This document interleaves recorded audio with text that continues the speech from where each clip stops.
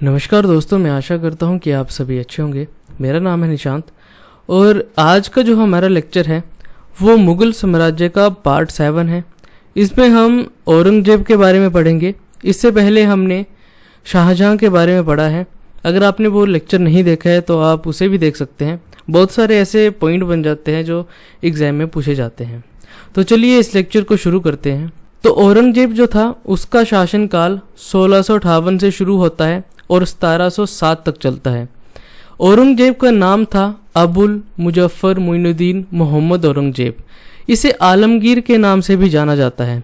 इसका जन्म 3 नवंबर 1618 में होता है।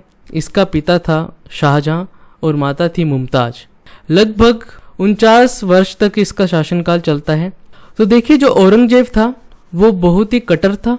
ये उदारवादी लोग जो होते थे, जो उदारता को मानते थे, उनके ये खिलाफ था। यानी कि जो काफिर होते थे उनके खिलाफ था। ये उदारवादी लोगों से ये बहुत ही नफरत करता था। उदारवादी यानी कि जो हर धर्म को मानते हैं।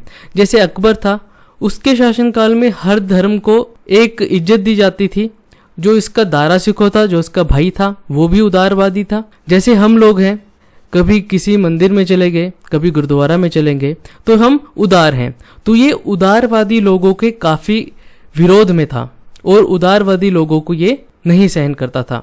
और औरंगजेब जो था वो दिन में 3 बार नमाज पढ़ता था और लोगों को भी बोलता था कि तुम भी ऐसा करोगे। इसीलिए इसे जनता में जिंदा पीर के नाम से जाना जाता है। ये क्वेश्चन बन सकता है कि जिंदा पीर किसे कहा जाता था? तो औरंगजेब को कहा जाता था, क्योंकि ये दिन में 3 बार नमाज पढ़ता था और लोगों को भी बोलता था कि तुम्हें भी 3 बार नमाज पढ़नी होगी। इसके शासनकाल में जो कानून व्यवस्था थी वो शरीयत पर आधारित थी। शरीयत कानून की एक बुक है। इस्लाम में शरीयत जो है वो कानून की एक किताब है। उसी के आधार पर इसके शासनकाल में रूल बनते थे। जो भी कानून बनते थे वो शरीयत के आधार पर ही बनते थे।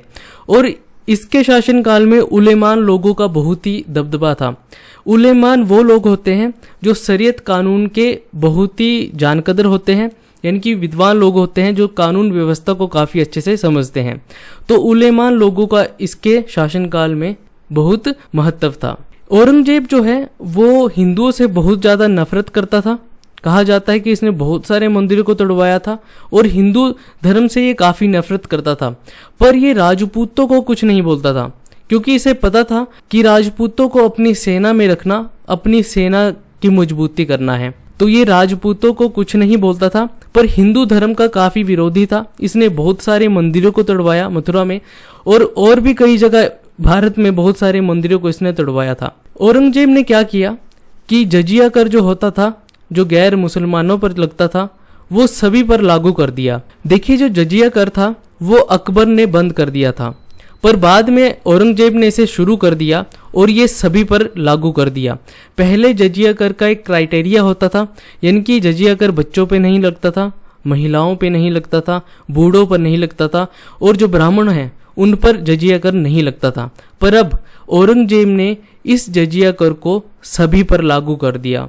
बच्चे भी देंगे, महिलाएं भी देंगे, बुजुर्ग भी देंगे, और जो ब्राह्मण हैं वो भी जजिया कर अब देंगे। तो इसने जजिया कर को सभी के ऊपर लागू कर दिया था। देखिए, एक बुंदेला राजवंश है, वहां पर शाहजहां के टाइम से ही विद्रोह चले हुए थे। तो क्या हुआ, जो बुंदेला राजवंश है वहां पर राजा था चंपत राय और इसका बेटा था छत्रसार।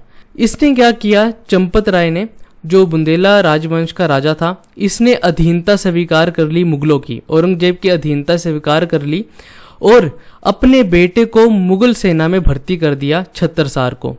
अब देखिए, जब छत्रसार इसकी सेना में भर्ती हुआ और जब विद्रोह हुआ तो छत्रसार ने शिवाजी को लड़ते हुए देखा। और जो छत्रसार था इसने शिवाजी को देखा और उनसे बहुत ही प्रभावित हुआ। और छत्रसार ने कहा कि मैं भी आपके साथ आना चाहता हूं। पर शिवाजी ने यह कहा कि तुम पहले अपने बुंदेला राजवंश को आज़ाद करवाओ, मैं तुम्हारे साथ हूं, मैं तुम्हारा साथ दूंगा, तुम पहले बुंदेला राजवंश को आज़ाद करवाओ। तो छत्रसार ने क्या किया कि मुगलों से विरोध किया और बुंदेला राजवंश को इसने आज़ाद करवा दिया। इस समय एक महाकवि हुआ करते थे जो छत्रसाल और शिवाजी की वीरताओं का वर्णन किया करते थे, महाकवि विभूषण। तो ये जो महाकवि विभूषण थे, ये छत्रसाल और शिवाजी की वीरताओं का वर्णन करते थे और इन्होंने छत्रसाल दशक और शिवा वावनी नामक एक 2 पुस्तकें लिखी, जिसमें शिवाजी और छत्रसाल का वर्णन किया गया है। तो ये याद रखिए, महाकवि विभूषण थे जिन्होंने छत्रसाल दशक और शिवा वावनी लिखी थी, जिसमें छत्रसाल और शिवाजी की वीरताओं का इन्होंने वर्णन किया था। तो इसे आप याद रखिए। अब देखिए, जो औरंगजेब था उसने अकबर द्वारा चलाई गई बहुत सारी प्रथाओं को बंद करवा दिया था, पर सबसे इंपॉर्टेंट है तुलादान और झरोका दर्शन। ये कई बार पूछा जा सकता है। तो देखिए, तुलादान क्या था? तुलादान अकबर के समय से शुरू हुआ था।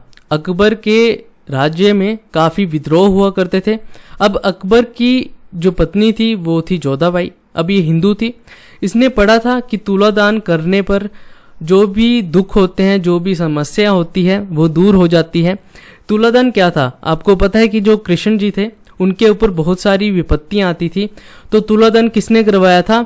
जो नंद बाबा थे, जिन्होंने कृष्ण जी का पालन पोषण किया था, उन्होंने कृष्ण जी का तुलादान किया था। तो इसने क्या किया कि जोधाबाई ने तुलादान करवाया था अकबर का।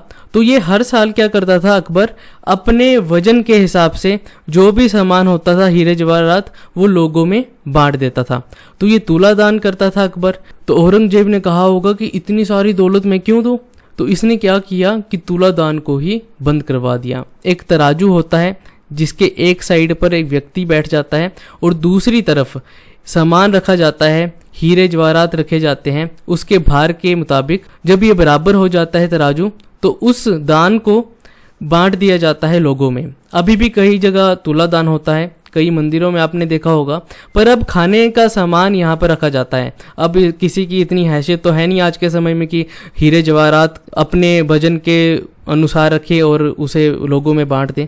तो अब क्या होता है कि खाने पीने का सामान यहाँ पे रखा जाता है या गुड़ रखा जाता है और उसे लोगों में बांट दिया जाता है। तो ये जो तुलादान था, इसे औरंगजेब ने बंद करवा दिया था। अब दूसरा था झरोका दर्शन। झरोका दर्शन क्या था कि जब अकबर सभा में बैठता था तो उसके समीप एक जालीनुमा एक दीवार बना दी गई थी और उसके पीछे जो जोधाबाई बैठती थी। तो ये झरोका दर्शन था, यानी कि आज के समय में भी ऐसे कांच आते हैं जिसमें अंदर से तो दिख जाता है पर बाहर से नहीं दिखता। आपने कई सारे ऐसे कांच देखे होंगे।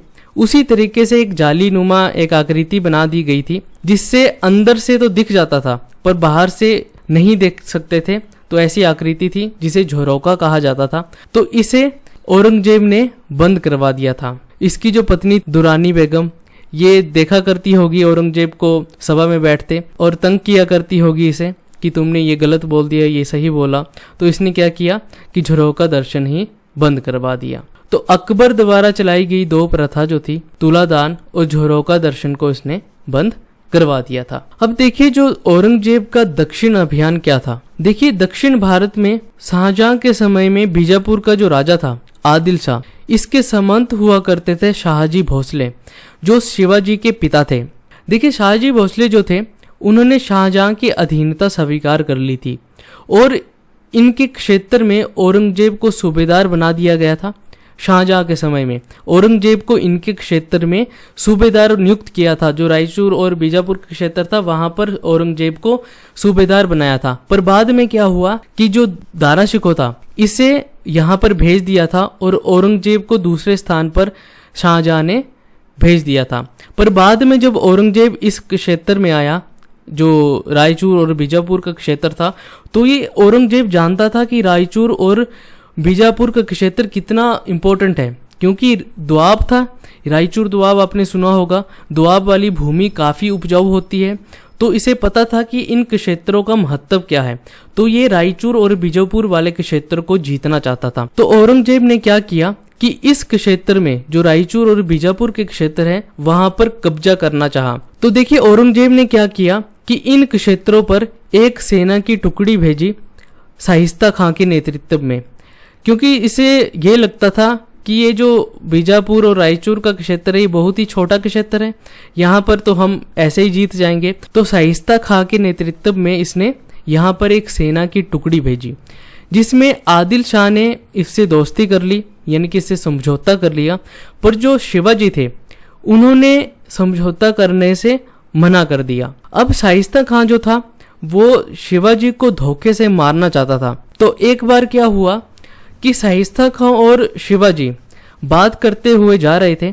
अब कई सारे ऐसे महल में ऐसे बहुत सारे एरिया होते थे जहाँ पर सेना नहीं जाती थी, पर शाइस्ता खां गया और शिवाजी साथ में थे।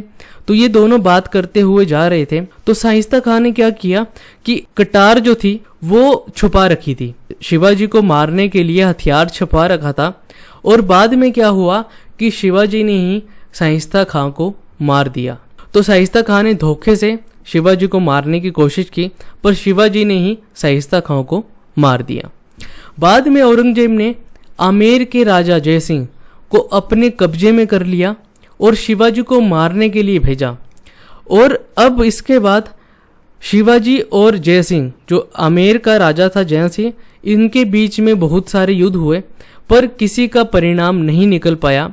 पर शिवाजी तब कमजोर पड़े जब औरंगजेब ने यहाँ के जो लोकल सामंत हुआ करते थे और यहाँ के जो लोग हुआ करते थे उनको अपने कब्जे में कर लिया।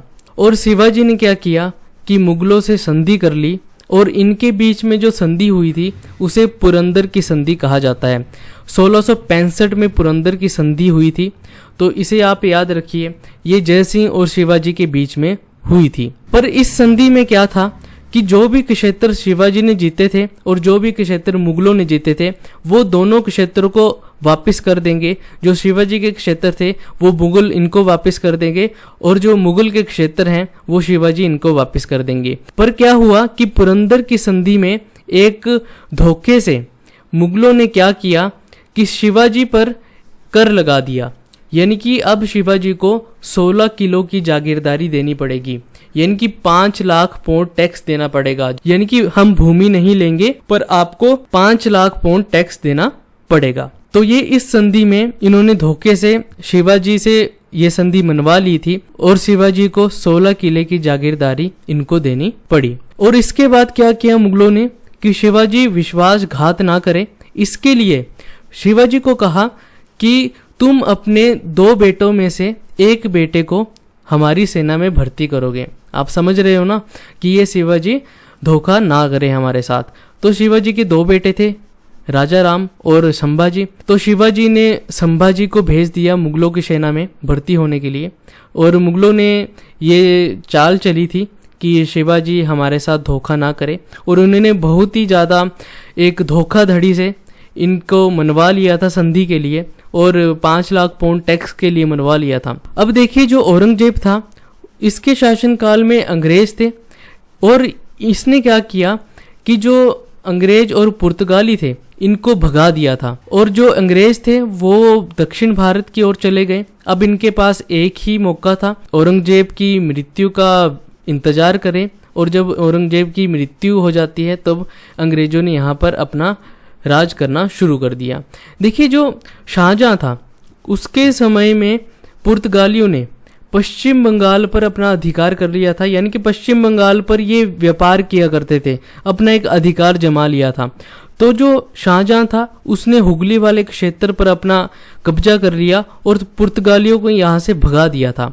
पर बाद में क्या हुआ, जब औरंगजेब का समय आया तो ये अंग्रेजों और पुर्तगालियों को नहीं सहन करता था, तो ये इन दोनों को ही भेजने के लिए कह दिया इसने औरंगजेब ने, और ये दक्षिण भारत की तरफ चले गए अंग्रेज। औरंगजेब के मरने का इंतजार ये करने लगे।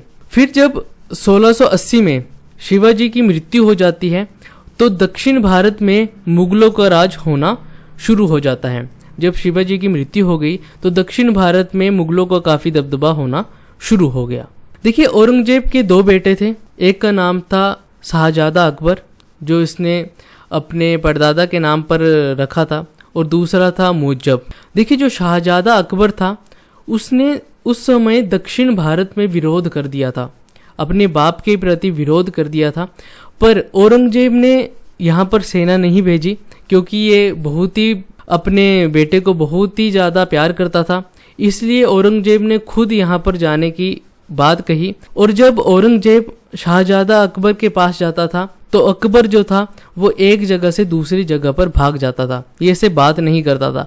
तो औरंगजेब ने क्या किया कि शाहजादा अकबर को मनाने की बहुत कोशिश की और बाद में दक्षिण भारत में ही 1707 में औरंगजेब की मृत्यु हो जाती है और इसकी समाधि भी औरंगाबाद जो महाराष्ट्र में है वहाँ पर ही बनाई गई है। तो दक्षिण भारत में ही शाहजादा अकबर को ढूंढते ढूंढते ही इसकी मृत्यु हो गई। देखिए औरंगजेब ने क्या किया, अपनी पत्नी के लिए एक मकबरा बनाया जिसे बीबी का मकबरा कहा जाता है और इसे ताजमहल की फूहड़ नकल कहा जाता है। ये ताजमहल की तरह ही दिखता है, इसलिए इसे ताजमहल की फूहड़ नकल कहा जाता है। कई बार पूछा जा सकता है कि ताजमहल की फूहड़ नकल किसे कहा जाता है, तो बीबी का मकबरा को कहा जाता है जो औरंगजेब ने अपनी पत्नी दुर्रानी बेगम के लिए बनाया था। बाद में मुअज्जम जो है, जो इसका दूसरा बेटा था, वो बहादुर शाह प्रथम के नाम से मुगल साम्राज्य का राजा बनता है। पर जब 1707 में औरंगजेब की मृत्यु हो जाती है तो ये जो मुगल साम्राज्य था वो अब बहुत ही कमज़ोर पड़ने लगा। पर फिर भी बहुत ज़्यादा सालों तक ये साम्राज्य चलता रहा। अब इस साम्राज्य में कुछ ऐसे राजा हुए जिनके बारे में कुछ थोड़ी बहुत जानकारी होना जरूरी है। बाकी जो भी राजा थे वो बहुत ही कमज़ोर हुए और मुगल साम्राज्य के यहाँ पर पतन होना शुरू हो गया। और बाद में 1857 की क्रांति जो हुई थी उसमें जो इसका लास्ट राजा था वो मारा गया और यहाँ पर जो मुगल साम्राज्य है उसका अंत हो गया था। अब कुछ ऐसे राजा बचे हैं, 2-3 राजा ऐसे हैं जिनके बारे में पढ़ना जरूरी है। बाकी मुगल साम्राज्य को यहाँ से पढ़ना बंद कर देते हैं क्योंकि अब औरंगजेब की मृत्यु के बाद मुगल साम्राज्य का पतन होना शुरू हो गया था। तो ये था आज का लेक्चर जिसमें हमने औरंगजेब के बारे में पढ़ा था। इसके बाद हम आधुनिक भारत को शुरू कर देंगे और जो भी टॉपिक बचे हैं जैसे मराठा साम्राज्य हो गया, सिख धर्म के जो टॉपिक है, हमारे सिख धर्म के जो गुरु थे उनके बारे में हम पढ़ेंगे। वो बीच बीच में हम टॉपिक डिस्कस करते रहेंगे, पर हम अगले लेक्चर से आधुनिक भारत को शुरू कर देंगे क्योंकि आधुनिक भारत बहुत ही इंपॉर्टेंट है, उसी से ज़्यादातर क्वेश्चन एग्जाम में बनते हैं। पर मुगल साम्राज्य को यहाँ से पढ़ना हम बंद कर देते हैं। तो ये था आज का लेक्चर। मैं आशा करता हूँ कि आपको इससे कुछ सीखने को मिला होगा। तो कैसा लगा आपको लेक्चर आप कमेंट में बता सकते हैं। अगर आपको अच्छा लगा तो इसे लाइक करिए और नहीं लगा तो डिसलाइक करिए। तो अपने आसपास सफाई रखिए, पानी को सेव करिए, अपने सोसाइटी को अच्छा बनाइए। मिलते हैं अगले लेक्चर में, तब तक के लिए जय हिंद।